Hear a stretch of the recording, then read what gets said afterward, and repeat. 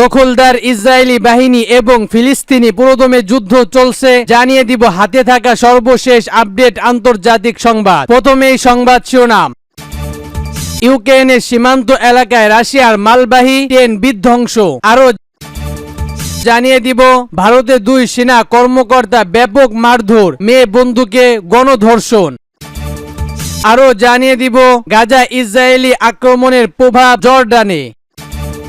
আরো জানিয়ে দিব ছেলের মৃত্যু নিয়ে ট্রাম্পকে রাজনৈতিক বন্দর আহ্বান। সর্বশেষ জানিয়ে দিব গাজা যুদ্ধ বিলীন হওয়ার মুখে পুরো একটি প্রজন্ম। শুনছিলেন সংবাদ শিরোনাম, এরপর বিস্তারিত। তার আগে আমাদের ভিডিওটি যদি ভালো লেগে থাকে তাহলে লাইক কমেন্ট শেয়ার করে দিবেন, আর আমাদের ভিডিওটি সর্বপ্রথম পেতে চ্যানেলটিকে সাবস্ক্রাইব করে রাখবেন। ইউক্রেনের সীমান্ত এলাকায় রাশিয়ার মালবাহী ট্রেন লাইনচ্যুত হয়। এবার শুনুন বিস্তারিত।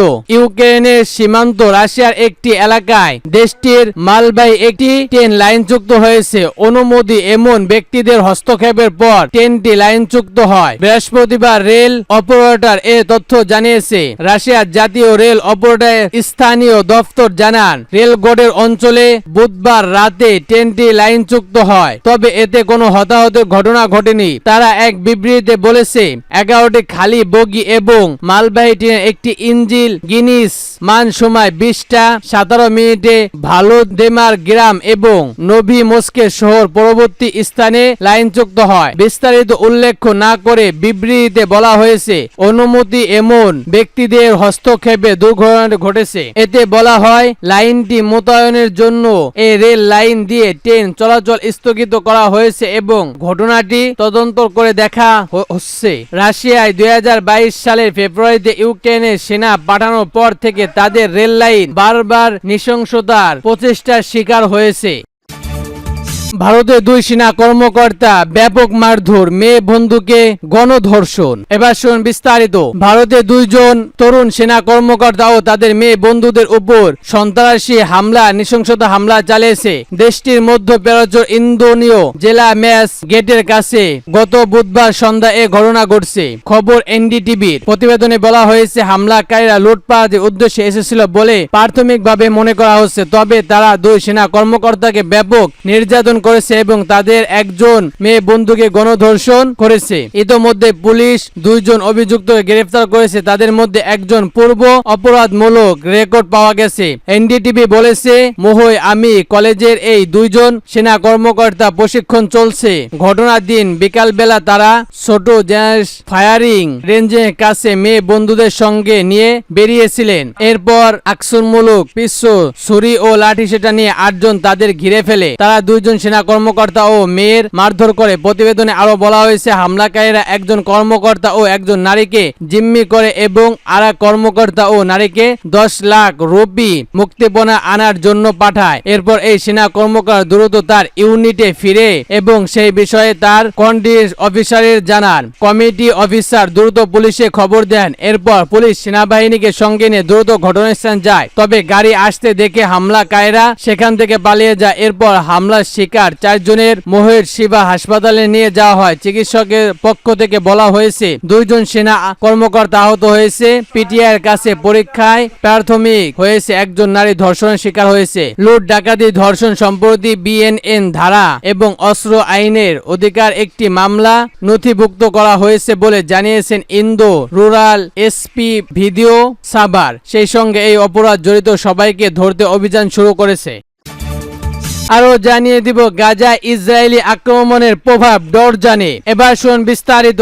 জর্ডানের নির্বাচনে কেন্দ্রীয় আসর পেল ইসলামিক দল ইসলামিক অবর্ডার ফ্ল্যাট। গাজায় ঘটনা নিয়ে প্রথম থেকেই সরব ছিল তারা। জর্ডান পাল্টায় সব মিলিয়ে 128টি আসন আছে, তার মধ্যে 31টি আসনে জয়লাভ করেছে ইসলামিক ফ্ল্যাট। এই প্রথম পাল্টনে এই পরিণত আসল পেল তারা। বিশেষজ্ঞদের বক্তব্য, গাজা ইসরায়েলি আক্রমণ চালানোর পর থেকে দেশ জুড়ে আন্দোলন নেমেছিল এই দল, তারই প্রভাব পড়েছে নির্বাচনের ফলাফলে। ডরজনে মুসলিম ব্যর্থবহ রাজনৈতিক মঞ্চ আইএসএস উল্লেখ্য, ডরজনের জনসংখ্যার একটি বড় অংশ ফিলিস্তিনি বংশোদ্ভূত। ফলে গাজা নিয়ে আইএফ ডরজনের আন্দোলন শুরু করার বহু বছর মানুষ সরাসরি তাদের সম্পর্ক করতে শুরু করেন। রাজনৈতিক দরজান আমেরিকান বন্ধু ইসরায়েলের সাথে তাদের কূটনৈতিক সম্পর্ক আছে, তা সত্ত্বেও আইএফ এর এই জয় গুরুত্বপূর্ণ এবং ইন্দিবাহী বলে মনে করছেন বিশেষজ্ঞরা। শুধু ফিলিস্তিনিদের পক্ষ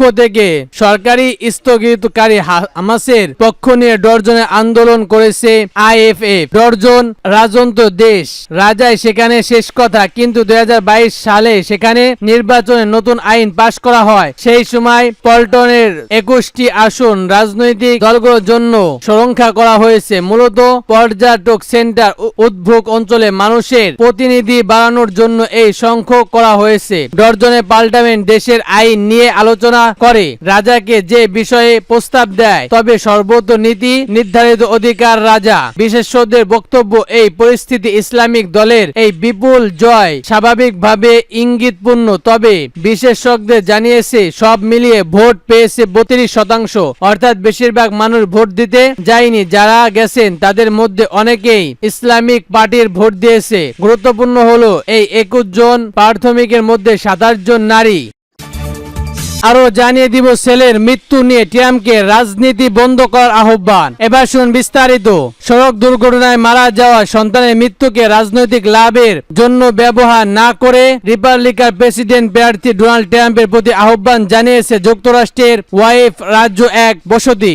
একজন হাইমিরিয়ার অভিযান চালকের গাড়ির সঙ্গে স্কুল বাসের সংঘাতে তার সন্তান মারা গেছে। 2023 সালে আগস্ট ওয়াইফাস ছোট শহর ইস্টের এই দুর্ঘটনায় মারা যায় 11 বছর বয়সী এডেন ক্লাস। গত বছর সেই ঘটনায় সম্প্রতি জাতীয় রাজনৈতিক আলোচনা কেন্দ্রীয় আসে ট্রাম্প পরিবারের প্রাচ্যর পর। শহরটি আইনিয়ার অভিযানের সঙ্গে সম্পর্ক প্রচার চালাতে তারা বিষয়টি সামলাতে নিয়ে আসেন। মঙ্গলবার সামাজিক মাধ্যমে এক্সা এক পোস্টে ডেইনের সঙ্গে টেনে ট্রাম্পের রানিং মেট জরি ভার্সো লিখেছেন শিশুটিকে হত্যা করেছিল একজন হাইতিয়ার অভিযান। পোস্টের পর এদিন সিটি কর্পোরেশন এর অভাব, এদের বাবা থানায় ক্লাস বলেন, কথায় পুরনো ক্ষমতা জড়িয়ে তুলছে, তারা রাজনৈতিক লাভের জন্য আমার ছেলের নাম নিচ্ছে এবং তার মৃত্যুকে ব্যবহার করছে, সেটা এখন বন্ধ হওয়া দরকার। ক্লায়েন্ট আরো বলেন, আমার ছেলেকে হত্যা করা হয়নি, হাইতি থেকে আসা এই অভিবাসী ধারা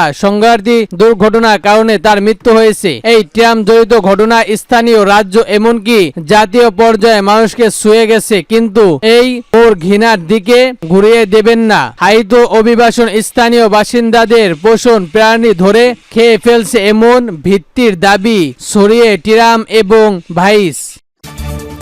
আরো জানিয়ে দিব গাজা যুদ্ধের বিলীন হওয়ার মুখে পুরো একটি প্রজন্ম।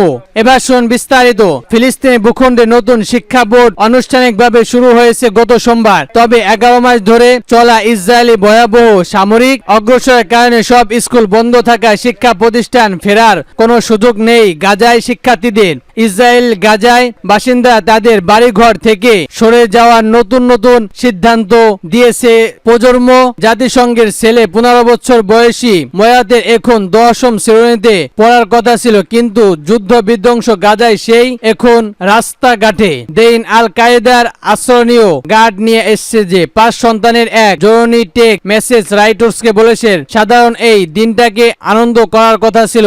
শিশুরা নতুন পোশাকে, চিকিৎসক ও প্রকৌশলী হওয়ার স্বপ্ন নিয়ে প্রতিষ্ঠানে যাবে, কিন্তু এখানে আজ আমাদের শুধু একটাই চাওয়া, আর কোনো সম্ভাব্য নেই যুদ্ধটা শেষ হয়। সে কারণে সমাজের মতো গাজায় ভবিষ্যৎ হচ্ছে এখনকার শিশুরা, কিন্তু গাজার শিশুদের যুদ্ধের লক্ষ্য ব্যস্ত এভাবেই চলতে থাকছে, তাদের অধিকার পুরোপুরি হারিয়ে ফেলতে পারে। ইসরায়েলি শিক্ষা মন্ত্রণালয় জানিয়েছে গত বছরের অক্টোবর হামাস যোদ্ধা ইসরায়েলি শহরের হামলা চালানোর পর গাজায় সব স্কুল বন্ধ করে করে দেওয়া হয়েছে এবং 90% স্কুল একেবারে ধ্বংস বা ক্ষতিগ্রস্ত হয়েছে। গাজা এখনো যেসব স্কুল ভবন কিছুটা অক্ষত আছে সেগুলো বাস্তুচ্যুতদের আশ্রয় কেন্দ্র পরিণত করে জাতিসংঘে ফিলিস্তিনি আক্রমণ সংস্কার ইউএন ডাইভ সংগঠনটি যোগাযোগ পরিচালকে জোয়েটে তথ্য রাইটার্সকে বলেন, শিশুরা যত বেশি সময় স্কুলের বাইরে থাকবে তাদের শেখার ইচ্ছা তত কমে যাবে, শিক্ষা থেকে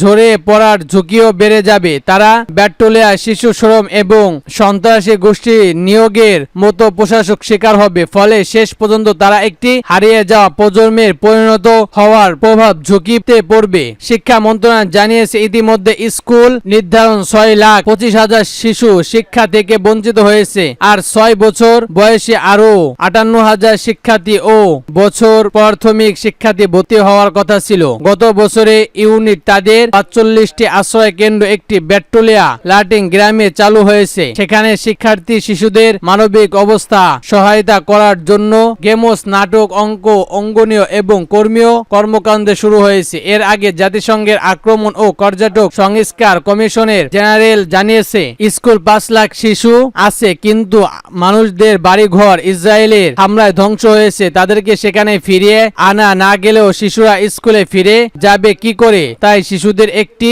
প্রজন্ম হারিয়ে যাওয়ার ঝুঁকিতে আছে বলে আমি আতঙ্কিত।